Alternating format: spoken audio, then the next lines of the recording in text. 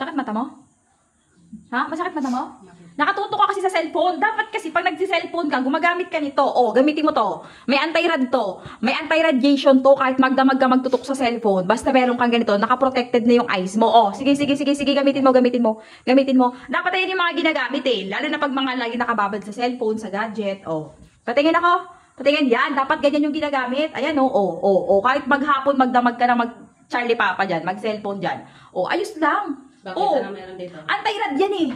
Tapos, kunyari, lalabas ka. O, nandito ka sa loob ng bahay, nag-cellphone ka, goods yan, protection sa mata. Lalabas ka. Pwede mo na siyang maging sunglasses. 2-in-1 yan. Ay, tingnan mo, pag lumabas ka, hindi masakit sa mata, hindi masilaw. Nagiging sunglasses na siya. Oy, grabe. Ano yan? Bagsak presyo yan ngayon. Magkano? Discounted na lang siya ngayon. Tapos, alam mo ba, 12,000 sold out yan. Grabe, ganun kadami yan. Ibig sabihin, maraming nagsiselfone talaga. Marami nagsa-cellphone talaga. At saka very trending yung eyeglasses kasi protection sa mata yan. Oh, saan makakabili niyan? Alam mo ba kung saan? Oo. Saan? Diyan, sa Timlara, diyan, sa basket. Oh, yan. Very good.